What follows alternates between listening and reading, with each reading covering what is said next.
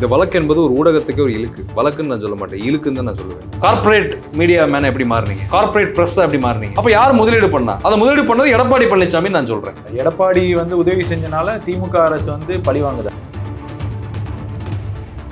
இவர் எப்படின்னா ஒருத்தரை பயன்படுத்தி இன்ஃபர்மேஷனை கேதர் பண்ணிட்டு அவரே மிரட்டுவார். இன்ஃபர்மேஷன் டெக்னாலஜி ஆக்ட் இருக்குல்ல, சைபர் கிரைம்ஸ் இருக்குல்ல, இவர் சைபர் கிரைம்ல புக் பண்ணப்பட்டிருக்காரு. இங்கிட்டு காசு வாங்குறது அண்ணாமலை கிட்ட, அங்கிட்டு போய் எடப்பாடி பழனிசாமி கிட்ட காசு வாங்குறது, அப்புறம் உதயநிதி கிட்ட காசு வாங்குறது.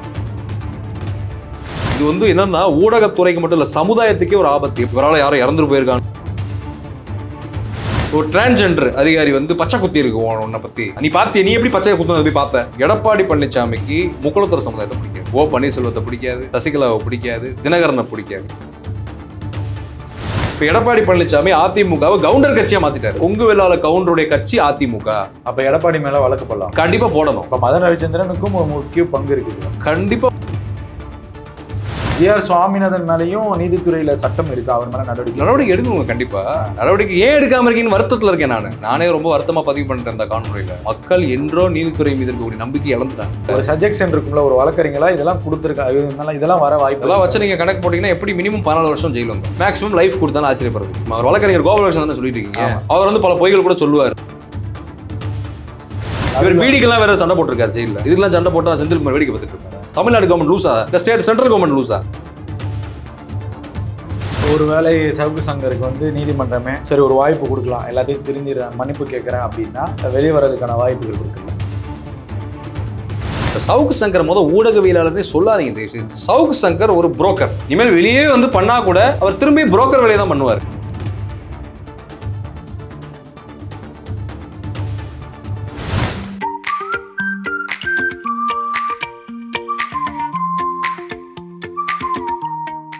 எவரெஸ்ட் தமிழ் நேயர்களுக்கு அன்பு வணக்கங்கள். சென்னை உயர்நீதிமன்றத்தின் வழக்கறிஞர் கேஸ்ட்ரோ நம்முடன் இணைந்திருக்கிறார். அவரை வரவேற்போம். சார் வணக்கம். வணக்கம் சார். பெரிதும் தமிழ்நாட்டிலையும் அரசியல் வட்டாரத்திலையும் பத்திரிகையாளர்கள் மத்தியிலும் பேசப்பட்ட ஒரு வழக்குனா அது சவுக்கு சங்கருடைய வழக்கு. சவுக்கு சங்கர் முதல்ல சிறைக்கு போன வழக்கு ஒரு பெண் நீதிபதிகளை அவதூறாக பேசுகிறதும், பெண் காவலர்களை அவதூறாக பேசுகிறதும், இந்த மாதிரி வழக்கில் தான் அவர் சிறைக்கு சென்றார். அவரை தொடர்ந்து ஃபெலிக்ஸ் என்கிற பத்திரிகையாளரும் கைது செய்யப்பட்டாங்க. இந்த வழக்கில் பல்வேறு கோணங்கள் திசை திரும்பினாலும் இந்த வழக்குடைய நிலை இப்போ எப்படி இருக்குது, அந்த வழக்கை நம்ம இப்போ எப்படி பார்க்குறோம்? இல்லை, எப்படி சொல்கிறதுன்னா, இது இந்த வழக்கு என்பது ஒரு ஊடகத்துக்கு ஒரு இழுக்கு. அப்படி தான் நான் சொல்லுவேன். வழக்குன்னு நான் சொல்ல மாட்டேன், இழுக்குன்னு தான் நான் சொல்லுவேன். ஏன்னா ஊடக அறம்னு ஒன்று இருக்குது. அந்த ஊடக அறம் journalism, independent journalism, investigative journalism, press media, freedom of speech and expression, article 19 constitution of India, அரசியலமைப்பு சட்டத்தில் ஒரு சட்டம் இருக்குது, உறுதி செய்யப்பட்டிருக்கு. எல்லா மக்களுக்கும் சரி, ஊடகவியலாளர்கள், அரசியல்வாதிகள், எல்லா சிவிலியன்ஸுக்குமே, நாடு முழுக்க இருக்க எல்லாருக்குமே உறுதி செய்யப்பட்டிருக்கு. அப்போ அதை நம்ம எப்படி பயன்படுத்துகிறோன்றது இருக்குது. இப்போ அதோட இன்றைய நிலை எப்படி இருக்குன்னு பார்த்தீங்கன்னா, ரொம்ப என்ன சொல்கிறதுன்னா, இப்படியும் ஒரு ஒரு தரங்கெட்டு இந்த ஊடகம் போகுமா அப்படின்ற நிலைக்கு தான் அந்த வழக்கு இப்போ இருக்குது. அதோட நிலை அப்படி தான் இருக்குது. இப்போ ஊடகம் நம்ம கையில் இருக்குது, யூடியூப் நம்ம கையில் இருக்குது, நம்மக்கிட்ட மைக் இருக்குது, மீடியா இருக்குது, ப்ரெஸ் இருக்குதுன்னு எழுத்து ஆவணம் படுத்தக்கூடிய வாய்ப்பு இருக்குது, பேச்சு கருத்துரிமையை வெளிப்படுத்த பேச்சாற்றல் இருக்குது, இந்த பேச்சாற்றல் இருக்கிறது அப்படின்னு இருக்கும்போது அதற்கு ஒரு அறம் இருக்கிறது, ஒழுக்கம் இருக்கிறது, ஒரு பண்பு இருக்கிறது, ஒரு விதமான ஒரு கோட்பாடு இருக்குது. இதுக்குள்ளே தான் இயங்கணும், அந்த ஃப்ரேம் ஒர்க்குள்ளே தான் இருக்கணும். அதை விட்டுட்டு மிகவும் ஒரு அவதூறாக ஒரு அபாண்டமான ஒரு ஆதாரம் இல்லாத பொய்யான குற்றச்சாட்டுகளை பரப்புறது, வதந்திகளை பரப்புவது, அச்சுறுத்துவது, பிறரை மிரட்டுவது, அந்த மீடியா மாஃபியான்னு சொல்லுவாங்க பார்த்துருக்கீங்களா, அது ஒரு மிகப்பெரிய அஃபென்ஸ். அது அந்த அஃபென்ஸ் நம்ம எப்படி செய்யலாம்? மீடியா வச்சு எப்படி நீங்கள் பிளாக்மெயில் பண்ணலாம், மீடியா வச்சு எப்படி நீங்கள் பணம் சம்பாதிக்கலாம், பணம் பறிக்கலாம், பிளாக்மெயில் பண்ணலாம், எப்படி ஏமாற்றலாம், சூறையாடலாம் பலரை. அப்போ என்னென்னா, அவர் விதைத்த விதைகளுக்கு தான் அந்த வினையை அறுத்துட்டு இருக்காரு. அப்படிதான் இந்த வழக்கை நம்ம செய்தது குற்றம் இல்லை, எல்லாமே சாட்சிகள் ஆவணப்படுத்தப்பட்டிருக்குங்க. ஏங்க ஒரு ஊடகவியலாளர், ஒரு யூடியூபர், அவருக்கு எப்படிங்க 100 கோடிக்கு மேலே சொத்து எப்படிங்க வந்தது? வீடுகளும், ஆமாம், அது ஒரு பெரிய கேள்விக்குரிய, அப்பார்ட்மெண்ட்ஸும், நிலங்களும், சப்ஸ்கிரைபர் நீங்கள் 5 லட்சம் பேர் தான் இருக்குது அந்த சேனலில், சவுக்கு மீடியா சேனல். ஆனால் எப்படிங்க அந்த சேனலுடைய உரிமையாளராக இருக்கக்கூடிய சவுக்கு சங்கருக்கு எப்படி 100 கோடிக்கு மேலே சொத்து வந்தது? ஆச்சரியமா இல்லையா உங்களுக்கு? முதல்ல அவர் சிறையிலிருந்து வெளியே வரும்போது அவருடைய சொத்து மதிப்பு என்ன? அவர்கிட்ட கார் இருந்ததா? மாத வருமானத்தை ஸ்டாப் பண்ணிட்டாங்க கவர்மெண்ட். ஏன்னா அப்போ வந்து உங்ககிட்ட சோர்ஸ் ஆஃப் இன்கம் என்ன, யார் உங்களுக்கு முதலீடு பண்ணா, எதன் அடிப்படையில் நீங்கள் வந்து அந்த சவுக்கு மீடியான்ற ஒரு மிகப்பெரிய ஒரு அலுவலகத்தை இயக்குனீங்க, எப்படி ஒரு ப்ரெஸ்ஸை ஸ்டார்ட் பண்ணீங்க, எப்படி அதற்கு வேலை ஆட்களை நியமனம் செய்து சம்பளம் கொடுக்குற அளவுக்கு எப்படி நீங்கள் உயர்ந்தீங்க, முதலாளி எப்படி ஆனீங்க வெளியே வந்தோடனே, பாட்டாளி புரட்சியாளர் மாதிரி போனீங்கல்ல, வெளியே வந்தோடனே டப்புன்னு எப்படி முதலாளியாக மாறினீங்க, கார்பரேட் மீடியா மேனை எப்படி மாறினீங்க, கார்பரேட் ப்ரெஸ்ஸை எப்படி மாறினீங்க, அப்போ யார் முதலீடு பண்ணா, அதை முதலீடு பண்ணது எடப்பாடி பழனிசாமி நான் சொல்றேன். இதுதான் உண்மை. நீங்க நல்லா பாருங்க, மதன் ரவிச்சந்திரன் வீடியோ போட்டாரு. அவருக்கு எடப்பாடி பழனிசாமி முதலீடு செஞ்சாலும் அது வந்து அவர் தனிப்பட்ட ஒரு பிசினஸ் நாலேஜா அவர் பண்றாரு. ஆனா நம்ம வழக்கு வந்து வேற ஒரு வழக்குல தானே அவரை கைது பண்றாங்க. இல்ல நீங்க வழக்க நல்லா நோட் பண்ணி பாருங்க. அப்போ எடப்பாடி வந்து உதவி செஞ்சனால திமுக அரசு வந்து பழி வாங்குதா? இல்லைங்க, அவர் வந்து நல்லா அப்படிங்கிற ஒரு கேள்வி வருது. இல்ல அப்படி இல்லை. எப்படின்னா இப்போ வந்து நான் வந்து எந்த கட்சி சார்ந்து இங்க பேசல. திமுகவுக்கு நான் வக்காலத்து வாங்கல, அதிமுகவுக்கு நான் வக்காலத்து வாங்கல, சவுக்குக்கு வக்காலத்து வாங்கல, யாருக்கு நான் வக்காலத்து வாங்கல. சட்டப்பூர்வமாகவே நம்ம அணுகுவோம் அந்த மேட்டரை. ஃபர்ஸ்ட் லீகலாக பேசுவோம் முதல்ல, அப்புறம் பேசுவோம் குறைகளையும் நிறைகளையும் அப்புறம் பேசுவோம். நீங்க நல்லா பார்த்தீங்கன்னா இவர் வந்து என்ன பண்ணியிருக்காருன்னா, நல்லா நீங்க புரிஞ்சுக்கோங்க, முக்குளத்தோர் சமுதாயத்திற்கும் பிற சமுதாயத்திற்கும் ஒரு விதமான ஒரு கலவரத்தை தூண்டக்கூடிய வேலையை போய் பார்த்திருக்காரு. பசும்பொன்னில் ஜாதிய ஒரு கலவரத்தை தூண்டும் வேலையை இவர் பார்த்திருக்கிறார். வழக்கு பதிவு செய்யப்பட்டிருக்கு. பசும்பொன் முத்துராமலிங்க தேவரை அவமானப்படுத்தி பேசியிருக்கிறார். ஒரு ஒரு என்னன்னா என்ன இன்ஸ்டிகேட்டிங் வயலன்ஸ், இன்ஸ்டிகேட்டிங் ரியாட்ஸ், அபட்மெண்ட், அப்போ தூண்டி விடுறாரு. அந்த மாதிரி வேலைகளை அவர் போய் பார்த்துருக்காரு. பசும்பொன்னில் போய் இந்த இவர் அவரோட ஊடகத்தில் இருக்கக்கூடிய சிலரும் போய் பார்த்துருக்குறாங்க. அந்த லியோ, அந்த பையன் பேர் லியோ, அதுக்கப்புறம் வந்து பேர் முத்தலிஃப் போய் பார்த்துருக்குறாங்க அந்த வேலையை. இது எவ்வளோ பெரிய ஒரு ஆபத்தான ஒரு செயல் இது. ஒரு பாயிண்ட் 1 லீகலாக யோசிப்போம் நம்ம. ஐபிசியில் இது வந்து ஒரு தண்டனைக்குரிய ஒரு குற்றம், மிக மோசமான குற்றம். இது இரு சமுதாயத்துக்கிட்டே பிரச்சனை ஏற்படுத்தக்கூடிய குற்றம். பப்ளிக் ட்ராங்குலிட்டி, பப்ளிக் பீஸை வயலேட் பண்ற ஒரு குற்றம். Point number 1. பாயிண்ட் நம்பர் 2 வாங்க. இவரால் பாதிக்கப்பட்ட எத்தனை ஊடகவியலாளர்கள், எத்தனை அரசியல்வாதிகள், எத்தனை தொழிலதிபர்கள் இவரால் பாதிக்கப்பட்டிருக்காங்க தெரியுமா உங்களுக்கு? எத்தனை அப்பாவி மக்கள் பாதிக்கப்பட்டிருக்காங்க தெரியுமா? ஆர்டிஓவே ஒருத்தர் இருக்காரு. அரசு ஊழியர்களுங்க, சாமானியனா இருந்து குரூப் 4, குரூப் 1, குரூப் 2 எல்லா ரேங்கிங்லையும் கவர்மெண்ட் செக்டார்ல இருக்கக்கூடிய டிஎன்பிஎஸ்ல இருக்க எல்லா செக்டாருமே இவரால் பாதிக்கப்பட்டிருக்கு. இப்போ எனக்கு இந்த இடத்துல ஒரு கேள்வி வருது. இப்போ அரசு ஊழியர்கள்லாம் இந்த லிஸ்ட்ல இருக்காங்க. அவர்கள் தவறு செஞ்சு தான் சவுக்கு சங்கருக்கு அந்த தவறை வெளியிடாமல் இருக்கிறதுக்காக பணம் செய்ததாக உதவி செஞ்சுதா சில விமர்சனங்கள்லாம் வருது. அப்போ அந்த அரசு ஊழியர்கள் மேலே நடவடிக்கை எடுத்துருக்கணும்ல அரசு. இவரை நீங்கள் நல்லா புரிஞ்சுக்கோங்க. அரசு ஊழியர்கள் தவறு செய்கிறாங்க, லஞ்சங்கள் புறையோடி போய் கிடக்குது, அதெல்லாம் நாங்கள் ஒத்துக்கிறோம், நாங்கள் இல்லைன்னு சொல்லல. இல்லை சார், நான் அதில் சட்டத்தில் இடம் இருக்குல்ல, நான் அதை கேட்குறேன். அதான் சார் சொல்ல வரேன் சார். என்னன்னா இவர் எப்படின்னா சார், இவரை வந்து தண்டிக்கிறோம்னா வந்து நம்ம நிறைய சட்டங்களை தண்டிக்கணும். அதுதான் பிரச்சனை. அதான் நமக்கே குழப்பமா இருக்கு. லீகல் இன்டர்பிரேஷன் பண்றப்ப நமக்கே வந்து ரொம்ப குழப்பமா இருக்கு. எப்படி சொல்றதுன்னா, இவர் வந்து எப்படின்னா ஒருத்தரை பயன்படுத்தி இன்ஃபர்மேஷனை கேதர் பண்ணிட்டு அவரே மிரட்டுவார். இவர் அந்த மாதிரி ஒரு நம்பிக்கை இல்லாத ஒரு நபர். எல்லா பக்கம் மிரட்டுறது, அரட்டுறது, பிளாக்மெயில் பண்றது. அப்போ வந்து பாத்தீங்கன்னா நீங்க வந்து நல்லா யோசிச்சு பாருங்க. பிளாக்மெயில் அது ஒரு ஃப்ராட். அப்புறம் ஃப்ராட் நடந்திருக்குது, ஃபோர்ஜரி நடந்திருக்குது, கோயர்ஷன் நடந்திருக்குது, அப்புறம் வந்து பாத்தீங்கன்னா கம்பல்ஷன் நடந்திருக்குது, மிஸ்ரெப்ரசன்டேஷன் நடந்திருக்குது.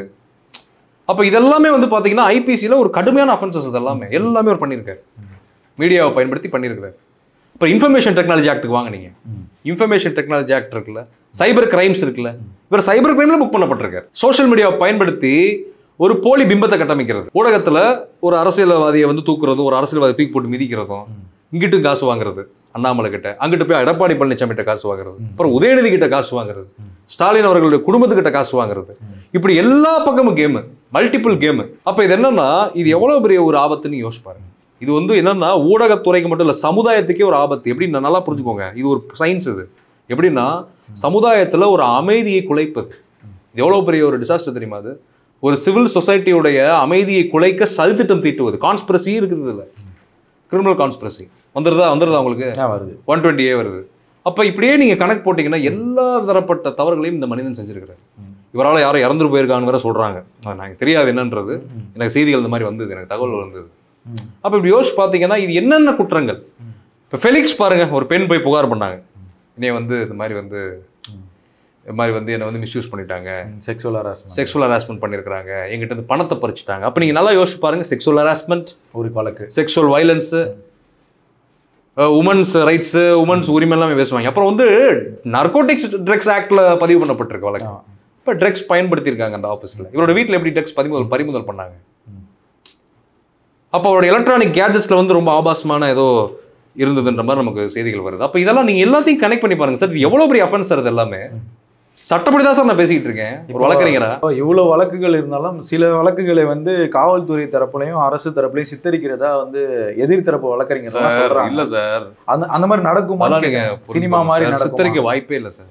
இல்ல சார், வழக்கறிஞரே அந்த பத்திரிகையாளர் சந்திப்புல சொல்றாங்க சார். இல்ல சார், அவர் சொல்லுவார் சார். நான் வழக்கறிஞர், நான் சொல்றேன் சார், உண்மையை சொல்றேன் சார். என்ன நடந்து நான் சொல்றேன் சார். எப்படி நீங்க நீதிபதியை நீங்க அவதூறா பேசுறீங்க? ஆர்டர்லி பெண்களை வந்து நீதிபதிகள் வந்து பாலியல் இச்சைக்கு பயன்படுத்துறாங்கன்னு பேசுறீங்க. அதுக்கு என்ன ஆதாரம் இருக்கு? ஆதாரம் இருக்கா? இல்ல. வீடியோ ஃபுட்டேஜ் எதுவும் வச்சிருக்கீங்களா? இல்ல. அப்ப எப்படி நீங்க அதை குற்றச்சாட்டலாம்? ஆதாரத்தை வச்சு நீ பேசு. Evidence with evidence you put your argument. அதே பண்ணல. Point number 1.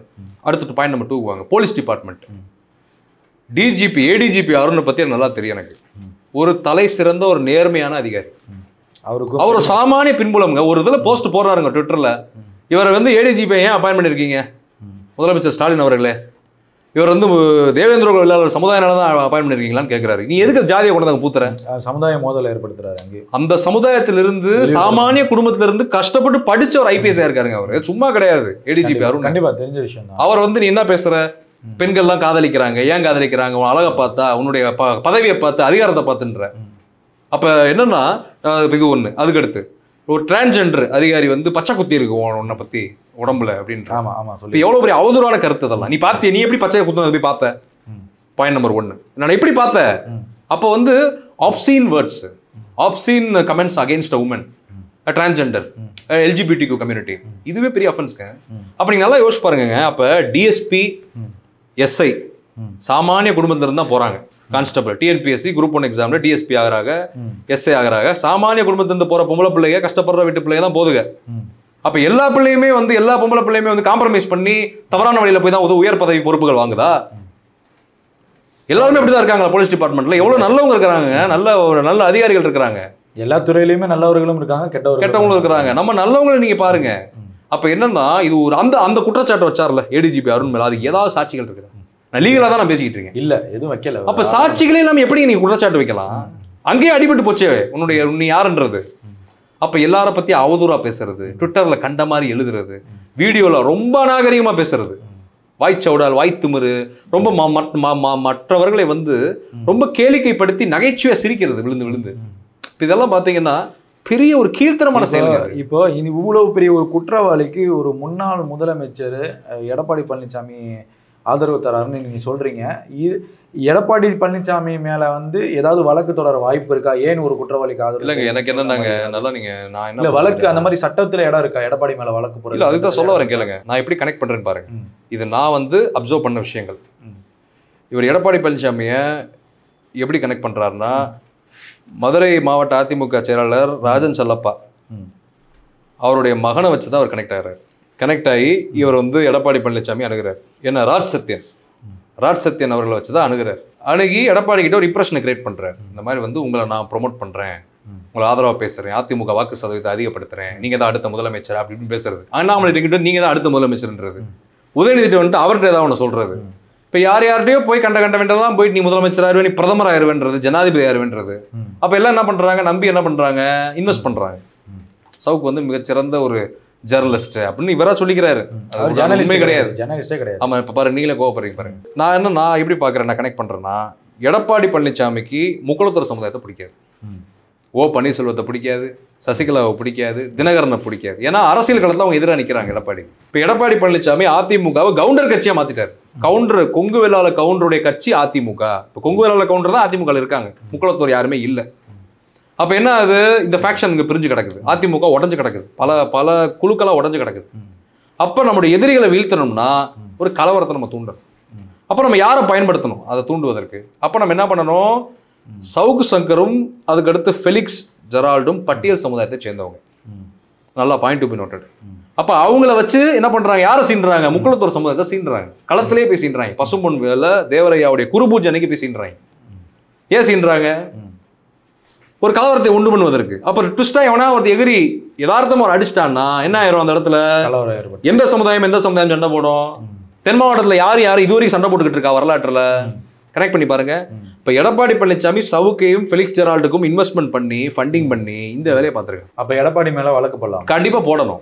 அதான் நான் சொல்லிக்கிறேன். எடப்பாடி பழனிசாமி மேல கண்டிப்பா வழக்கு போட்டு தீரணும். எடப்பாடி பழனிசாமி விசாரிக்க வேண்டும். எடப்பாடி பழனிசாமி எதுக்கு சவுக்கு மீடியாக்கு இன்வெஸ்ட் பண்ணாரு? அப்போ இந்த சவுக்கு வெளியிட்ட இந்த வீடியோல எடப்பாடியும் ஒரு குற்றவாளி. கண்டிப்பாங்க, அதுதாங்க நான் சொல்லிட்டு இருக்கேன். எடப்பாடி பழனிசாமி வந்து எதுக்கு சவுக்கு மீடியால அவ்வளவு இன்வெஸ்ட்மெண்ட் பண்ணாரு? கண்டிப்பா சவுக்கு சங்கர் சுயமா சம்பாரிச்ச பணம் கிடையாது. ஃபெலிக்ஸ் ஜெரால்டுக்கும் பாத்தீங்கன்னா சுயமா சம்பாரிச்ச பணம் கிடையாது. எடப்பாடி பழனிசாமி ராஜ் சத்தியனை வச்சு ரெண்டு பேருமே திடீர் வளர்ச்சி தான். ஆமா, திடீர் அசுர வளர்ச்சி. திடீர் வளர்ச்சி இல்ல, திடீர் அசுர வளர்ச்சி. அப்ப அந்த இன்வெஸ்ட்மெண்ட் ஏன் எடப்பாடி பண்ணாரு? என்ன அஜெண்டா எடப்பாடிக்கு?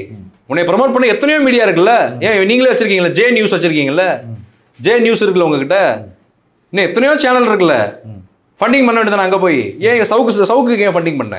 அப்போ ஒரு அஜெண்டா, இந்த அஜெண்டா. அப்ப சவுக்கு எடப்பாடி என்னன்னா தன் எதிரிகளை ஃபுல்லா ஒழிப்பதற்கு சவுக்கு வந்து பேச விட்டார். வேட்டை நாய் மாதிரி எலும்பை போட்டு கத்த விட்டார். ஒரு பக்கம் சவுக்கு வந்து ஸ்டாலினே அடிக்கிறாரு, ஓ பன்னீர்செல்வம், தினகரன், சசிகலா, அதிமுக அந்த ஃபேக்ஷனே அடிக்கிறாரு, முக்குளத்துறை அடிக்கிறாரு. நம்ம எதிரிகள் எல்லாரையும் வந்து சவுக்க வச்சு நம்ம நாய் மாதிரி குதற விடலாம்னு பிளான் பண்ணாரு. கடைசியில் பார்த்தா அது ரிவர்ஸ் ஆயிடுச்சு.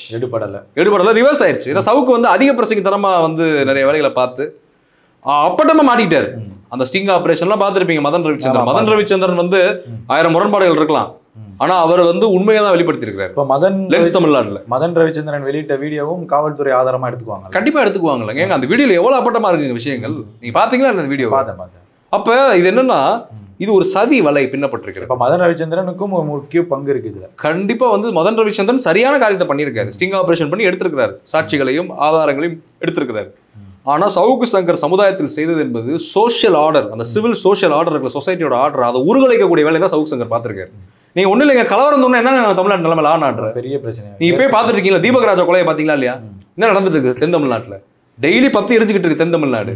இப்ப நீ அங்க போய் இந்த வேலையை பார்த்தேன்னா, இப்ப எடப்பாடி பழனிசாமியோட அஜெண்டா என்ன? எடப்பாடி பழனிசாமிக்கு முக்குளத்தூர் சமுதாயம் கட்டுப்பட மாட்டேங்குது. அப்ப என்ன பண்றாரு? கலவரத்தை தூண்டுறாரு. அப்ப எடப்பாடி பழனிசாமி என்னங்க நோக்கம்? ஃபண்டிங் பண்றது எதுங்க ஃபண்டிங் பண்றாரு? சவுக்கு மீடியாவுக்கு ஃபண்டிங் பண்ணி பிரஸ் மீடியாலாம் வச்சு கொடுத்து, இந்த ஆளு கார் வாங்கி கொடுத்து, இதை கூட விடுங்க. சரி, லீகலா பேசிட்டோம். இவ்வளவு மேட்டர்ஸ், இத்தனை வழக்குகள் போடப்பட்டிருக்கு. குண்டாஸ் போட்டது சரி, குண்டாஸ் போட்டே தீருவாங்க. ஏங்க நார்கோட்டிக்ஸ் ட்ரக்ஸ் ஆக்ட், ஐபிசியில் strong offences, forgery, fraud, cheating, cyber crime act, information technology act, இத்தனை ஆக்ட்ஸ்ல உனக்கு வழக்கு பதிவுபட்டுச்சுன்னா, செக்ஷுவல் ஹராஸ்மெண்ட், உமன் வயலன்ஸ். இந்த இடத்துல தான் வந்து ஒரு அதிருப்தியான ஒரு கேள்வியை கேட்குற மாதிரி இருக்கு மக்களிடையே. ஏதாவது நான் வந்து ஒரு டீ கடைக்கு போகிறோம், ஒரு சாதாரணமாக ஒரு பப்ளிக் பேசக்கூடிய விஷயத்தை தான் உங்ககிட்ட நான் இப்போ ஒரு கேள்வியை வைக்கிறேன். நீதித்துறை ஏன் இப்படி ஒரு விஷயத்தில் வந்து ஆளாயிட்டாங்கங்கிற ஒரு கேள்வி வந்து மக்கள் வைக்கிறாங்க.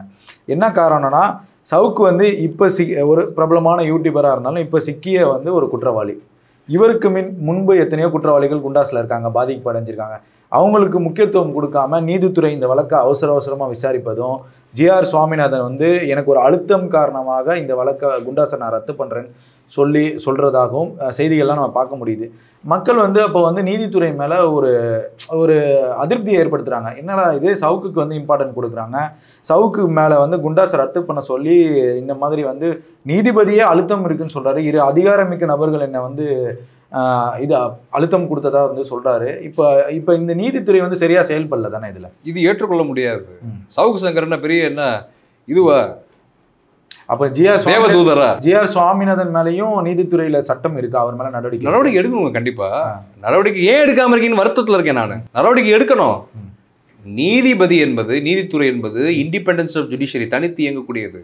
அதுல யாருமே தலையிட முடியாது. அரசியல்வாதியா இருக்கலாம், எவனா வேணாலும் இருக்கலாம், யாரும் தலையிட முடியாது. அப்ப அங்க போய் அழுத்தம் ஏன் கொடுக்குற? அந்த அழுத்தமே வரக்கூடாது. முதல்ல அது வெளிப்படையா சொல்றாரு. முக்கிய பிரமுகர்கள் ஒரு ஒரு அதிகாரம் படைத்தவர்கள் என்னை அழுத்தினார்கள்னா என்ன அர்த்தம்? அது வந்து என்ன, உங்க இயலாமையை காமிக்குது. இது மிகப்பெரிய ஒரு இழுக்கு நீதித்துறையா. அது வேற என்னங்கிற மாதிரி ஒரு கேள்வி கண்டிப்பா வரதான் செய்யும். அது நாங்க என்ன கேட்கறோம்? நான் கேட்கல சார், மக்களை டீ கடையில நானே கேட்கறேங்க, வழக்கறிஞரை நானே கேட்கறேங்க. கண்டிப்பா நீதித்துறை மீது மக்களுக்கு அதிருப்தியும் சந்தேகமும் வருத்தமும் வரத்தான் செய்யும். நீதித்துறையை மக்கள் நம்ப மாட்டார்கள். எப்படியே போச்சுன்னா கண்டிப்பாக நடவடிக்கை எடுத்தே தீர வேண்டும். அது நீதிபதியெல்லாம் பார்க்கக்கூடாது. நான் என்ன கேட்குறேன்னா, அழுத்தம் தருவதற்கு அங்கே என்ன வேலை? யார் வந்து அழுத்தம் தருவதில்? அப்போ வந்து அந்த பொலிட்டிக்கல் இன்டர்ஃபியரன்ஸ் ஜுடிஷியல் இருக்குதா? அரசியல்வாதிகள் உள்ளே வந்து தலையிட முடியுமா? அப்போ இண்டிபெண்டன்ஸ் ஆஃப் ஜுடிஷியரி எங்கே போச்சு? அட்டானமஸ் எங்கே போச்சு? நமக்குன்னு ஒரு பொட்டன்ஷியல் பவர் இருக்குதுல்ல, இண்டிபெண்டன்ட் பவர் இருக்குல்ல, அது எங்கே போச்சு? அதான் மக்கள் என்ன சொல்கிறாங்கன்னா, என்னடா சினிமாவில் பார்க்குற மாதிரி இருக்குது, எப்போ இனிமேல் கோர்ட்டெல்லாம் நம்புறது, எப்பரா ஜட்ஜெல்லாம் நம்புறதுங்க? இல்ல மக்கள் அதிருப்தி ஆயிட்டாங்க. இது இப்ப இல்ல, எப்பயோ ஆயிட்டாங்க. நானே ரொம்ப வருத்தமா பதிவு பண்ணிட்டேன் இந்த காணொலியில. மக்கள் என்றோ நீதித்துறை மீது இருக்கக்கூடிய நம்பிக்கை இழந்துட்டாங்க. இப்போ ஏன் இதை வந்து ஒரு பொதுநல வழக்கா எடுத்து ஜிஆர் சுவாமிநாதன் மேல ஒரு நீதிபதி மேல ஏன் வழக்கு தொடரக்கூடாது? சாதாரண மனுஷனும் வழக்கு தொடரலாம்னா, மனிதன் கூட, ஒரு சாதாரண பப்ளிக் கூட. சார் எனக்கு இந்த மாதிரி அதிருப்தி இருக்கு சார், ஒரு மனிதன் வந்து இந்த மாதிரி வழக்கறிஞர் இப்படி பேசுறாரு, நீதிபதி இப்படி சொல்றாருங்கிற மாதிரி நீதிபதி மேலேயே வழக்கு தொடருக்கு சட்டத்தில் இடம் இருக்கா? கொலீஜியமும் உச்சநீதிமன்ற தலைமை நீதிபதிகள் இதை பார்த்துக்கிட்டு இருக்காங்க. யாரும் வழக்கெல்லாம் தொடுக்க வேண்டாம். அவர் செல்ஃபாவே ஸ்டேட்மெண்ட் கொடுத்துட்டாரு, கன்ஃபெஷனே கொடுத்துட்டாரு. இந்த மாதிரி வந்து எனக்கு நிர்பந்தம் படுத்துறாங்க. நீங்க ஏன் முதல்ல உங்க அறைக்கு அலோவ் பண்ணீங்க? நிர்பந்தம் கொடுப்பதற்கு எதற்கு உங்க அறைக்கு நீங்க அலோவ் பண்ணீங்க? முதல்ல கோர்ட்டுக்கு எதுக்கு உங்களை அலோவ் பண்ணீங்க? உங்க குவார்டர்ஸ்க்கு எதுக்கு அலோவ் பண்ணீங்க? உங்க வீட்டுக்கு எதுக்கு அலோவ் பண்ணீங்க? இங்க தான் எங்கேயாவது வந்து பேசியிருக்க முடியும். ஹோட்டல் தனியாக கூப்பிட்டு பேசினாங்களா? இல்லை நட்சத்திர விடுதி எங்கேயும் கூப்பிட்டு பேசினாங்களா? இல்லை பார்க்கில் கூப்பிட்டு பேசினாங்களா? ரோட்டில் வச்சு பேசினாங்களா? காரில் போகிறப்ப கண்டிப்பாக வந்து ஒன்று கோர்ட்டில் பேசியிருக்கணும், இல்லை வீட்டில் பேசியிருக்கணும், இல்லை குவார்ட்டர்ஸில் பேசியிருக்கணும், இல்லை சொந்த வீட்டில் கூட போய் பேசியிருக்கணும். முதல் யார் பெர்மிட் பண்ணா உள்ள? Point to be noted. Judges வந்து ஒரு தன்னர்ச்சி அதிகாரம் பெற்ற ஒரு தனியே இயங்கக்கூடிய ஒரு வாழ்க்கை, அது தனி பாதை. அது அங்கே இவங்க வந்து இன்டர்ஃபியர் ஆகிறதுக்கு நீங்கள் ஏன் பெர்மிட் பண்ணீங்க? முதல்ல அதுவே தவறு. அப்போ அவரே ஒத்துக்கிட்டார், இந்த ஸ்டேட்மெண்ட் வச்சு கொலீஜியம் ஆக்ஷன் எடுக்கணும், உச்சநீதிமன்ற தலைமை நீதிபதி ஆக்ஷன் எடுக்கணும். எடுக்கணும். அதுதான் நாங்கள் கேட்குறோம், நாங்கள் கோரிக்கை வைக்கிறோம். இந்த காணொலி மூலியமா நானே கோரிக்கை வைக்கிறேன். விசாரிக்க வேண்டும். வழக்கு தொடுப்பது, நடவடிக்கை எடுப்பதையும் கடந்து விசாரிக்க வேண்டும். என்ன பிரச்சனை விசாரிக்கணும். விசாரிச்சு தக்க நடவடிக்கை எடுத்தே தீர வேண்டும். அப்பதான் நீதித்துறை மீது மக்களுக்கு நம்பிக்கை வரும். இது ஒரு விஷயம். அப்புறம் சவுக்க வந்து இந்த வழக்கை வந்து அவசரமா வந்து விசாரிக்கக்கூடிய சூழல் ஏன் ஏற்படுது? ஏன் அவரே ஒரு மனிதனாக ஏற்படுது? யூடியூபர் பிரபலமான ஆளுனால முன்னாடி விசாரிக்கிறாங்க. இதுக்கு முன்னாடி இருந்த குண்டாஸ் வழக்குகளில் இருக்கக்கூடியவர்கள்லாம் இன்னும் விசாரிக்கப்படவில்லை. அப்போ ஏன் இவருக்கு மட்டும் ஏன் சவுக்கு சங்கர் சொல்வதெல்லாம் பொய்ங்க? இல்லை, ஏன் இம்பார்ட்டன்ட் கொடுக்குறாங்கிற ஒரு கேள்வி வருது. நீதித்துறை ஏன் இம்பார்ட்டன்ட் கொடுக்குறாங்க? இந்த வழக்கை ஏன் அவசரமாக விசாரிக்கணும்? ஏன்னா இன்னொரு விஷயம் நீங்க நல்லா நோட் பண்ணிக்கோங்க, பாஜக RSSக்கும் அவர் நல்ல கைப்பாவியா செயல்பட்டார் சவுக்கு சங்கர். ஏன்னா அவர் பொறுத்தவரை வந்து என்னன்னா, அவருக்கு கொள்கை கிடையாது, கோட்பாடு கிடையாது, தத்துவம் கிடையாது, ஒன்றும் கிடையாது. மக்கள் நலன், மக்கள் போராட்டம், சமூக அர்ப்பணிப்பு, சமூக சேவை, சமூக நற்பணிலாம் ஒன்றும் கிடையாது. பொது வாழ்க்கையிலே அவர் கிடையாதுங்க. முதல்ல இந்த மக்கள் ஒரு பிம்பத்தை கட்டமைச்சு விட்டாங்க மீடியாக்காரங்கெல்லாம் சேர்ந்து. அப்படி ஒன்றுமே கிடையாது. அவரை பொறுத்தவரை காசு, பணம், உலக இன்பம், நல்ல ஒரு வாழ்க்கை, சொகுசு வாழ்க்கை, அதான் அவருடைய இலக்கு. அதுக்கு அவர் பயன்படுத்திய கேடயம் தான் அந்த ஊடகம். அப்படிதான் அந்த வழக்கை நம்ம பார்க்கணும். இந்த நபரை நம்ம அப்படிதான் பார்க்கணும். ஏன்னா இந்த நபர் வந்து ஸ்ரீமதி மேட்டர் நீங்க எடுத்துக்கோங்க, எப்படிப்பட்ட ஒரு கேமான்னு. அந்த பள்ளியுடைய ஓனருக்கு இவருக்கு என்ன தொடர்பு? Point number 1. வாங்க அப்படியே வழக்க வரிசையா வாங்க. எல்லா மேட்டர்லையுமே இவருடைய ரெண்டு தரப்பட்ட பேச்சுக்கள். நீட் மேட்டர் எடுத்துக்கோங்க, அதுல அவர் என்ன பேசினார்? இப்ப எல்லாமே பாத்தீங்கன்னா மக்கள் விரோத பேச்சு. அந்த தூத்துக்குடி துப்பாக்கி சூடு இருக்குல்ல, அது எவ்வளவு ஆகச்சிறந்த போராளிகள் அந்த ஸ்டெர்லைட்டை இழுத்து மூட வேண்டும் என்று தான் இன்னுயிரை தியாகம் பண்ணியிருக்கிறாங்க. எடப்பாடி பழனிசாமி பார்த்தீங்கன்னா, நான் வந்து டிவியில் பார்த்து தெரிஞ்சுக்கிட்டேன்னாரு. ஒரு மிகவும் கேலி கூத்தான ஒரு கோமாளி பதில் அது. ஏன்னா அப்போ சவுக்கு சங்கர் வந்து அந்த மேட்டர் என்ன சொன்னார்? சுட்டு தள்ளுங்க, சுட்டு தள்ளுனது சரிதான்றாருல. இவ்வளோ பெரிய ஆணவ பேச்சு. அதெல்லாம் ஆணவ பேச்சு தானே. சுட்டு தள்ளுனது சரிதான் அப்படின்றப்ப யார்கிட்ட வேதாந்தாட்ட காசு வாங்கினியா? அப்போ நீங்கள் எல்லாமே பாருங்களேன், பெரு முதலாளிகள், பெரு அரசியல்வாதிகள், ஆதிக்க சக்திகள், அதிகார வர்க்கத்தினர்கள், இந்த மாதிரி பணம் படைத்தவர்கள், பெரும் முதலாளிகள், தொழிலதிபர்கள், இந்த மாதிரி நபர்களோட கூட்டா இருந்து அவர்களுடைய கைப்பாவையா செயல்பட்டு அவர்களை நியாயப்படுத்தக்கூடிய ஒரு நியாயவானாக இவர் நினைச்சுக்கிட்டு அநியாய காரியங்களை பண்ணியிருக்காரு. அதுதான் நடந்திருக்கு. இதுதான் அவருடைய வாழ்க்கை பாதை, வேற ஒண்ணுமே கிடையாது. ஆரம்பத்துல போராளி மாதிரி வந்தாரு, புரட்சியாளர் மாதிரி வந்துட்டு, நான் அரசியல் கட்சி ஆரம்பிக்க போறேன், நான் புரட்சி பண்ண போறேன், நான் மக்களுக்கு பெரிய சீர்திருத்தம் பண்ண போறேன்னு வந்துட்டு, நான் வந்து உதயநிதி எதிர்த்து நிற்பேன், அரசியல் களத்துல நான் இறங்க போறேன்னு பேசிட்டு கடைசியில் அப்படியே அந்த பெல்ட் அடிச்சு என்ன பண்ணாரு? பிழைப்புவாத வாழ்க்கைக்கு போயிட்டார், சுகபோக வாழ்க்கை. இவ்வளவு பெரிய வழக்குகள், இவ்வளவு பெரிய குற்றங்கள் அவர் மீது இருக்கிறப்ப இவருக்கு என்ன மாதிரியான தண்டனைகள் கிடைக்கும்னு சட்டம் சொல்லுது? எந்த மாதிரியான தண்டனைகள் வழங்கப்படும் எதிர்பார்க்கலாம்? ஏன்னா கொஞ்ச நஞ்ச குற்றங்கள் இல்லை, கொஞ்ச நஞ்ச அநியாயங்கள் இல்லை. நீங்களே பார்த்துருப்பீங்க, நான் லிஸ்ட் அவுட் போட்டிருக்கேன். அதுதான் சொல்ல வரேன். மேக்ஸிமம் என்னால் முடிஞ்ச இந்த வீடியோக்குள்ள எவ்வளோ போட முடியுமோ லிஸ்ட் அவுட் பண்ணியிருக்கிறேன். கண்டிப்பாக வந்து உயர்ந்தபட்ச தண்டனை வந்து கொடுக்கணும். உயர்ந்தபட்ச தண்டனைனா என்ன சொல்றதுன்னா வந்து அது கோர்ட் தான் முடிவு பண்ணும். இல்ல ஒரு வந்து இவரால வந்து எத்தனை உயிர் பாதிக்கப்பட்டிருக்குன்னு தெரியல. ஒரு சஜெக்ஷன் இருக்கும்ல, ஒரு வழக்கறிஞர்களா இதெல்லாம் கொடுத்துருக்கா, இது மேல இதெல்லாம் வர வாய்ப்பு. இதெல்லாம் வச்சு நீங்க கணக்கு போட்டீங்கன்னா எப்படி மினிமம் 14 வருஷம் ஜெயில் வந்துடும். 14 வருஷம் வந்துடும் கண்டிப்பா. மேக்ஸிமம் லைஃப் கொடுத்தாலும் ஆச்சரியப்படுறதுக்கு இல்லை. ஏன்னா இவர் இன்னும் நிறைய தவறுகள் வந்து பண்ணியிருக்கிறது இப்போ வெளியே வந்துகிட்டு இருக்கு கொஞ்சம் கொஞ்சமா. நீ எல்லாத்தையும் கிளப் அப் பண்ணீங்கன்னா இது எங்கேயோ போயிடும். ஏன்னா நீங்க வந்து நல்லா பாருங்க, யாராவது இவரால் இறந்து போயிருந்தால் அப்படி யோசிக்கணும். நல்லா நீங்க பாயிண்ட் டு பி நோட்டட் இதெல்லாம். பிளாக்மெயில் பண்ணி இறந்து. ஆமா, ஏன்னா வந்து நிறைய வருது இல்லைங்க நமக்கு செய்தி.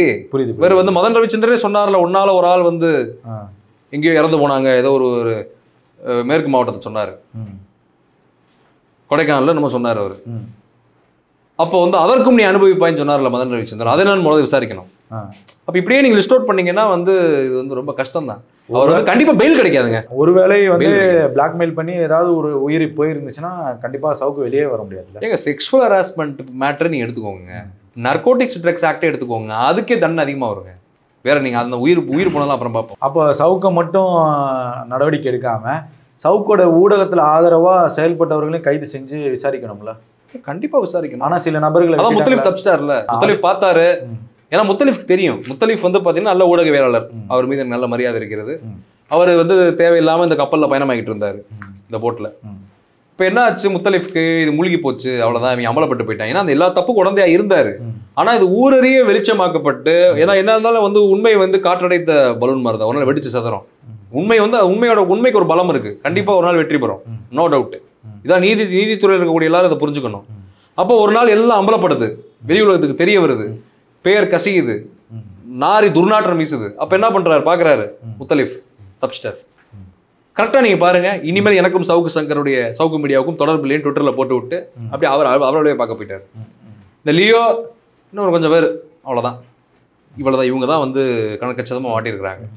இப்போ முத்தலிஃபே விசாரிக்கணும், லியோவே விசாரிக்கணும், இன்னும் யார் யார் தொடர்பு இருக்காங்க எல்லாரையும் விசாரிக்கணும், விசாரித்து தக்க நடவடிக்கை எடுக்கணும். இப்போ நீங்க அந்த மாதிரி நடவடிக்கைகள் எடுத்து பல உண்மைகள் வெளியே வந்தா நிச்சயமா ஆயுள் தண்டனையிலிருந்து 15 வருஷம் இல்ல கண்டிப்பா வாய்ப்பு இருக்குது. ஏன்னா வந்து இவர்கள் செய்த குற்றம் இன்னும் என்னென்ன நம்ம லிஸ்ட் போடணும். உட்காந்து நம்ம வந்து என்ன சொல்றதுன்னா வந்து வெளியே வராத விஷயம் நிறைய இருக்குது. இன்னொரு விஷயம், முதலமைச்சர் நான் பார்த்து பேசினேன். ஆமா, முதலமைச்சரே என்கிட்ட பேசினாரு 25 நிமிஷம். இதெல்லாம் வந்து பாத்தீங்கன்னா ஒரு என்ன சொல்றது, ஒரு ஸ்டேட்டோட லா அண்ட் ஆர்டர், ஒரு பப்ளிக் ஆஃபீஸ்ல இருக்கக்கூடிய ஒரு உயர் பொறுப்பில் இருக்கக்கூடிய முதலமைச்சரை வந்து டார்கெட் பண்ற ஒரு வேலை இதெல்லாம். இதுவும் வந்து பாத்தீங்கன்னா மிகப்பெரிய ஒரு சாதாரண மக்களுக்கு கேள்வி வரும்ல, என்னடா சவுக்கு சங்கர சிஎம் பார்த்தாரா 25 நிமிஷம். ஆமா ஆமா, அதெல்லாம் வந்து ரொம்ப ஒரு பொய்யான ஒரு தகவல், ஒரு ஆணவமான பேச்சு. ஏன்னா அதனால வந்து என்னன்னா, இந்த நபர் இன்னும் நம்ம சொல்லிட்டே போலாங்க. நிறைய வந்து பாத்தீங்கன்னா பணத்தை கையாடல் பண்ணியிருக்காரு, நிறைய பேர் சீட்டிங் பண்ணியிருக்காரு, ஃபோர்ஜரி, ஃப்ராடு, எல்லா வேலையும் பார்த்துருக்காருங்க, 420 வேலை எல்லாமே பார்த்துருக்காரு. அப்போ இதெல்லாத்தையும் நம்ம கணக்கில் எடுத்து பார்க்கும்போது கண்டிப்பாக வந்து மேக்ஸிமம் 14 இயர்ஸ் வருங்க, நோ டவுட்டு. அப்புறம் லைஃப்ன்றது நீதித்துறை தான் முடியும். இப்போ சவுக்கு சங்கர் வந்து என்னதான் ஒரு குற்றவாளியாக இருந்தாலும் சிறையில் வந்து பயங்கரமான டார்ச்சர் அவருக்கு கொடுக்குறாங்க, மன ரீதியான டார்ச்சர் கொடுக்குறாங்க, கூடவே 2 போலீஸ் இருக்காங்க, அப்படி இப்படிங்கிற மாதிரி உண்ணாவிரதெல்லாம் அவர் பண்ணிட்டு இருக்காரு. அப்படிங்கிறனா சில மனித உரிமை மீறல்கள் சிறையில் நடக்குதா அவருக்கு? அப்படி மனித உரிமை மீறல் நடந்தால் அதை நம்ம கண்டிக்கிறோம். அதெல்லாம் நம்ம வந்து நம்ம சவுக்குக்கு நம்ம எதிரி கிடையாது. அதுதான், ஒரு குற்றவாளியா இருந்தாலும் அவருக்கு தண்டனை வந்து சவுக்கு சங்கர் செய்தது தவறு என்பதால் தான் நான் இவ்வளவு சாடி நான் பேசிட்டு இருக்கேன். இவ்வளவு வந்து நான் வந்து சட்டப்பூர்வமா சட்ட ஆவணங்களை, சட்ட சரத்துகளை, சட்ட வழிமுறைகளை முன்வைத்து நான் அவரை வந்து நான் சாடி நான் அட்டாக் பண்ணி பேசுறேன். ஏன்னா வந்து அவர் செய்த தவறுன்றது நிரூபணமாக இருக்கிறது. Point number 1. அடுத்து, சிறையில் வந்து இவருக்கு வந்து ஒரு சங்கடங்களோ, ஒரு அச்சுறுத்தலோ, உயிருக்கு ஆபத்தோ, இல்லை ஒரு ஏதாவது கொடுமைகளோ, ஒரு மனித உரிமை மீறலோ ஏற்பட்டால், துன்புறுத்தப்பட்டால் அது கண்டிக்கப்பட வேண்டியது. அதில் எந்த மாற்று கருத்தும் கிடையாது. இது வந்து சமூக வலைத்தளங்களில் வந்து விமர்சனம் இல்லை, அவர் தரப்பு வழக்கறிஞர்கள் சொல்றாங்க. உள்ள பார்த்துட்டு மக்கள் என்ன சொல்றாங்கன்னா, இவ்வளவு பொய் சொன்னவன் இதையும் ஏன் பொய் சொல்ல மாட்டாங்கிற ஒரு இன்னொரு விஷயம் வந்து இவர் எஸ்ஐ செந்தில்குமார் சொல்லுவார், சூப்பரண்ட், நம்ம ஜெயில் சூப்பரண்ட் எஸ்ஐ செந்தில்குமார் சொல்லுவார். நான் என்ன கேட்குறேன்னா, சாட்சி தான் நம்ம பேசுவோம், சும்மா வந்து நம்ம இவர் பல கோடி பொய்களை பேசினவர் யூடியூப்ல. இவர் இப்ப சொல்றது நாங்க நம்ப முடியுமா? அவர் வழக்கறிஞர் கோபாலகிருஷ்ணன் தானே சொல்லிட்டு இருக்கீங்க. அவர் வந்து பல பொய்கள் கூட சொல்லுவார், நாங்க எப்படி நம்ப முடியும்? எங்களுக்கு வந்து சாட்சிகளை கொடுங்க. கையை உடச்சு, நீ கூட உடச்சிருப்ப கையை, அப்புறம் நீங்களே வந்து என்ன சொல்றதுன்னா வந்து ஏதாவது வந்து கரண்ட் எப்படி சூசைட் பண்ண நாங்க என்ன பண்ண முடியும்? ஒருவேளை சவுக்கு சங்கர் ஏதாவது மன உளைச்சல், ஏதாவது ஒன்று உயிரே போயிருச்சு, சவுக்கு சங்கர் இறந்துட்டாருன்னா அது கஸ்டோடியல் டெத்தில் வராது. அது எப்படிங்க? ஏங்க அவர் வந்து ஏதாவது பண்ணா அது எப்படிங்க கஸ்டோடியல் டெத்தில் வரும்? இல்ல சொல்றேன், அந்த மாதிரி நமக்கு வந்து சாட்சிகள், ஆவணங்கள், உண்மையான ப்ரூஃப், எவிடன்சஸ், டாக்குமெண்ட்டோ இல்லை வந்து ஓரலோ இருந்தால் தான் நம்ம வந்து அதை வச்சு தான் சாட்சிகள் அடிப்படையில் தான் வந்து நீதி வழங்கப்படும். அப்போ நீ சாட்சிகளே இல்லாமல் வந்து என்னை எஸ்ஐ செந்தில்குமார் என்னை வந்து டார்ச்சர் பண்ணுறாரு, என்னை வந்து இப்படி பண்ணுறாங்க, ஹராஸ் பண்ணுறாங்க, அது பண்ணுறாங்கன்னா ஜெயிலில் இருக்கத்தாங்க செய்யும். ஜெயிலில் வந்து சக கைதிகளுடைய பிரச்சனை வருங்க ஜெயிலில். ஆமா, ஜெயில் என்பது கொடுமையான ஒரு இடம். அது நீங்க நினைச்சுக்கிட்டு இருக்கீங்க பல பேர் சாதாரணமா ஜெயில போயிட்டு வந்துடலாம்னு. கொடுமையான இடம். அங்க இருக்கக்கூடிய கைதிகளோடய ஒரு முரண்படுவார். ஏன்னா இவர் வந்து பாத்தீங்கன்னா எப்படின்னா ஒரு கேரக்டர் எப்படின்னா, வெட்டு 1 துண்டு 2, நான் எவனுக்கும் கட்டுப்பட மாட்டேன், நான் எல்லாரை விட நான் தான் பெரிய ஆளு, இந்த ஆணவ போக்கு அந்த ஒரு தாண்டுற அந்த இதில் இருப்பார். எல்லாரும் ஜெயிலில் அப்படி இருக்க மாட்டான். நம்ம கொஞ்சம் எல்லாரும் ஃப்ளெக்சிபிளாக ஒரு அட்ஜஸ்ட்மெண்ட்டோட ஒரு ஒரு ஒரு நியூட்ரலைஸ்டாக போனோம். அங்கே உள்ளுக்குள்ளே போய் நான் உள்ளிருப்பு போராட்டம் பண்ணுவேன், உண்ணாவிரத போராட்டம்லாம் பண்ணுவேன், எனக்கு வந்து அதை பண்ணுங்க இதை பண்ணுங்கன்னா அது எப்படி? அது இவர் பீடிக்கெல்லாம் வேற சண்டை போட்டிருக்காரு ஜெயிலில். அந்த மாதிரி செய்திகள் நமக்கு வந்திருக்குது. பீடி வேணும்னு சண்டை போட்டிருக்காரு. இதுக்கெல்லாம் சண்டை போட்டால் செந்தில்குமார் வேடிக்கை பார்த்துட்டு இருப்பாரு. முதல்ல செந்தில்குமார் மேலே குற்றச்சாட்டு வைக்காதீங்க, இசை மேலே. அவர் என்ன ஏங்க அவர் எதுக்கு எடுத்தாலும் அவர் ஏங்க நீங்கள் சித்தரிக்கிறீங்க? இப்போ பியூஷ் மனு சொன்னார், அவர் இந்த மாதிரி வந்து அவர் சேலத்தில் இருக்கப்ப இந்த மாதிரி ஆச்சு அவர் சொன்னார். அவரோட பாஸ்ட் எக்ஸ்பீரியன்ஸ் அது அவர் சொல்லிட்டு பதிவு பண்ணுறாரு. அப்படி நடந்தால் நம்ம கண்டிக்கிறோம். ஆனால் அதுக்கு நீங்கள் வந்து அப்படி ஒரு சித்தரிக்க கூடாது. காவல்துறையவே எல்லாரையுமே இவர் பாருங்களேன், ஆரம்பத்திலேருந்தே இவர் காவல்துறையை மோசமாக சித்தரிப்பார், நீதித்துறையை மோசமாக சித்தரிப்பார். ஏங்க நல்லவங்களே இல்லையா? ஏன் செந்தில்குமார் வந்து அப்படி மணலில் பாதிக்கப்பட்டவர் ஒரு ஒரு சேடிஸ்ட்னா ஏங்க வச்சிருக்க போகிறாங்க காவல்துறை உள்ள? சங்கர் ஜிவாலியும் வச்சிருக்காரு அவரை, நம்ம டிஜிபியும் வச்சிருக்காரு அவரை, நம்ம தமிழ்நாடு அரசு ஏன் வச்சிருக்கு SI Senthilkumar superintendent jail superintendent? அவர் மென்டலி கேப்பபிள், சைக்காலஜிக்கலி கேப்பபிளான தான் கன்டினியூ பண்ணுறாரு அவர் அந்த பொசிஷனில். அப்போ நீங்கள் எப்படி அபாண்டமாக அந்த குற்றச்சாட்டு வைக்கலாம்? தமிழ்நாடு கவர்மெண்ட் லூஸா இல்லை சென்ட்ரல் கவர்மெண்ட் லூஸா அந்த மாதிரி நபரை வச்சிருக்கிறதுக்கு? சென்ட்ரல் பிரசன் தானே அது கோவை. இப்போ நீங்கள் இதெல்லாம் நம்ம கனெக்ட் பண்ணி யோசிச்சு பார்க்கணும்லாங்க. நீங்கள் ஒருத்தர் சைக்கோன்னா நான் அவன் எல்லாம் ஜெயிக்கோவா? நீங்கள் சைக்கோவா இருப்பீங்க, நீங்கள் வந்து மணலில் பாதிக்கப்பட்டிருப்பீங்க. அதனால் வந்து இதெல்லாம் நம்ம அந்த பொய் குற்றச்சாட்டு நம்ம ஏற்றுக்க முடியாது. ஆனால் வந்து சாட்சிகள் ஆவணங்கள் இருந்து உண்மையிலே வந்து அந்த மாதிரி துன்புறுத்தல் ஏற்பட்டு எது நடந்தாலும் அது கண்டிப்பாக வந்து சட்டப்படி நடவடிக்கை எடுக்கணும், தண்டனை வழங்கணும். யாராக இருந்தாலும் அது மனித உரிமை மீறல், அது மனித உரிமை மீறல். அதை நாங்கள் ஏற்றுக்கிறோம். அப்படி சவுக்குக்கே நடந்தால் கூட நான் போய் நின்று போராடுவேன், அதில் எந்த மாற்று கருத்தும் கிடையாது. எல்லா வழக்கறிஞர்களும் போவோம். உண்மையிலே வந்து மனித உரிமை சார்ந்து சிந்திக்கக்கூடிய இயங்கக்கூடிய அனைத்து சமூக ஆர்வலர்களும் வழக்கறிஞர்களும் போய் சவுக்குக்காக நிற்போம். ஆனால் அது இல்லாமல் பொய்யா சித்தரிப்பது, சைக்கோன்றது, மணலில் பாதிக்கப்பட்டவன்றது, அது எப்படி நீங்கள் ஒரு அதிகாரி நீங்கள் எப்படி அப்படி சொல்லலாம்? ஜெயிலில் நீ இருக்கிற ஜெயிலில் இருக்கக்கூடிய அதிகாரி நீ எப்படி பேசலாம்? இப்போ நீதிபதியை கூட நீங்கள் அப்படி பேசுவீங்க. நாளைக்கு உங்களுக்கு எதிராக தீர்ப்பு கொடுத்தா நீதிபதியே மணல் சரியில்லை சைக்கோன்னு கூட நீங்கள் சொல்லுவீங்க. நாங்கள் அப்படியே நம்ப முடியும்? கோபாலகிருஷ்ணன் ஐயா வெளியே வந்து பேசுறாருன்னா அவர் என்ன சாட்சி வச்சு நீங்கள் நல்லா பாருங்களேன். சவுக்கு சங்கர் மேட்டரில் ஃபெலிக்ஸாக இருக்கட்டும், சவுக்காக இருக்கட்டும், யூடியூப்ல பேசுறதா இருக்கட்டும், அவங்க வழக்கறிஞராக இருக்கட்டும், என்னைக்காவது சாட்சி வச்சு பேசியிருக்காங்களா? இதுவே போதுங்க உங்களுக்கு. லீகலாக சொல்கிறேங்க அந்த பாயிண்ட். சாட்சி வச்சு என்றைக்குமே அவங்க பேசுனதே கிடையாதுங்க. சவுக்கும் பேசுனதே கிடையாது. சும்மா சோர்ஸ்ன்றது. நான் கூட தாங்க சோர்ஸ்ன்னு சொல்லிட்டு எவ்வளோ கதை வேணால் அடிக்கலாங்க. நான் சோர்ஸ் சொல்லிச்சு, என்கிட்ட எல்லா டாக்குமெண்ட்ஸ் இருக்குது, என்கிட்ட ப்ரூஃப்ஸ் இருக்குது, அக்ரிமெண்ட்ஸ் இருக்குது அப்படின்னா நான் கூட தான் அடிச்சு விடலாம், 1000 கதை அடிச்சு விடலாம். சவுக்கு என்னைக்காவது ஏதாவது ஒரு ஆவணப்படுத்தி வெளியிட்டு பார்த்துருக்கீங்களா? இல்லை, பெரும்பாலும் இல்லை. எல்லாமே அவர் அவராக கற்பனை பண்ணி ஒன்று போடுவார். அப்போ வந்து நீங்கள் பார்த்தீங்கன்னா அவரை பொறுத்தவரை காவல்துறை மீது அவருக்கு ஒரு காழ்ப்புணர்ச்சி, ஏடிஜிபி அருண் மீது ஒரு காழ்ப்புணர்ச்சி, டிஜிபி சங்கர் ஜிவால் மீது ஒரு காழ்ப்புணர்ச்சி. ஒரு வேளை சவுக்கு சங்கருக்கு வந்து நீதிமன்றமே சரி ஒரு வாய்ப்பு கொடுக்கலாம், எல்லாத்தையும் திருந்திடுறேன், மன்னிப்பு கேட்குறேன் அப்படின்னா வெளியே வர்றதுக்கான வாய்ப்புகள் இருக்குல்ல? அப்படி நடக்க வாய்ப்பே கிடையாது.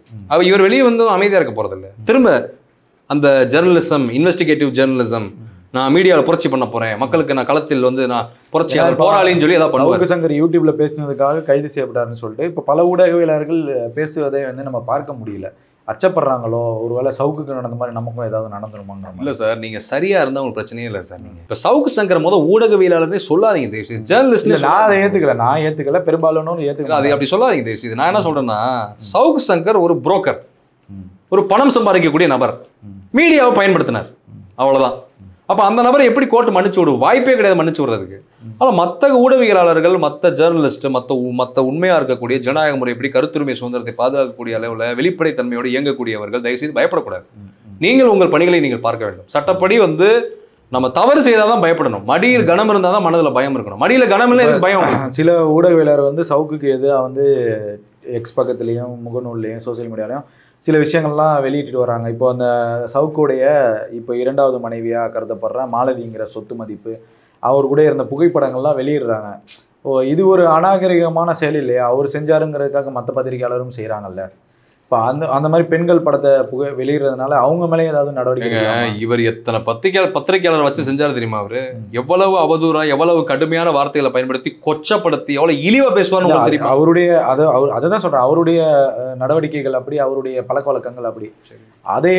அதுக்காக வந்து நம்மளும் பெண்களோட புகைப்படங்களை அதுக்கு நீங்க இடம் கொடுத்துருக்கீங்க. அதுக்கு நீங்க இடம் கொடுத்துருக்கீங்க. நான் வந்து அவர் பர்சனல் லைஃப்ல பேச வரும் இல்லைங்க, அது தனிப்பட்ட வாழ்க்கை, எப்படி வேணாலும் வந்துட்டு போட்டோம், அது நான் கவலைப்பட மாட்டேன். அவரோட மனைவியே வந்து ஃபேஸ்புக்கில் உட்காந்து எழுதிக்கிட்டு இருக்காங்க. நான் அதெல்லாம் நீங்கள் பார்த்தா அது மக்கள் பார்ப்பாங்க. அது என்ன, அது வந்து ஒரு சின்ன பையன் இருக்கிறான், என்ன நல்லா இருக்கட்டும், அவர் குடும்பம் நல்லா இருக்கட்டும். ஆனால் நான் என்ன சொல்கிறேன்னா, இவர் வந்து செய்திருப்பது என்பது வந்து பார்த்தீங்கன்னா ஊடகவியலாளர்கள் விமர்சனம் பண்ணுறாங்கன்னா இவர் செய்ததுக்கான விளைவு அனுபவிச்சுட்டு இருக்காரு. என்ன இவரை வந்து யாரும் வந்து பார்த்தீங்கன்னா கொச்சப்படுத்தி எழுதலை. என்ன இவன் இப்படி பண்ணியிருக்கிறான், இவன் வந்து இந்த மக்களும் பார்த்தீங்கன்னா புரட்சியான ஊடகன், ஒரு ஒரு மிகப்பெரிய ஒரு சமூக போராளி, உரிமை போராளி, உண்மையை பேசக்கூடிய சத்தியசீலன்னு சொல்லி மக்கள் நம்புறாங்க. அப்போ அமலப்படுத்துறாங்க ஜேர்னலிஸ்ட்லாம். இந்த மாதிரி வந்து இவர் உண்மையானவர் அல்ல, இந்த இவரோட பாருங்க, இவரோட கருப்பு பக்கங்களை பாருங்கன்னு போட்டு விடுறாங்க. இப்போ என்னன்னா சவுக்கு இன்வெஸ்டிகேட்டிவ் ஜேர்னலிசம் பண்ணாரு, இப்போ அவரை வச்சு இன்வெஸ்டிகேட்டிவ் ஜேர்னலிசம் சமுதாயம் பண்ணிருச்சு. அதுதான் நடந்திருக்குது. சவுக்கு எந்த பிரஸ்ல ஆரம்பிச்சாரோ, மீடியாவில் ஆரம்பிச்சாரோ, இப்போ அதே பிரஸ் மீடியா அவரை வச்சு செஞ்சிருச்சு. அதான் கடைசியில் நடந்திருக்குது. அதான் கிளைமேக்ஸ்.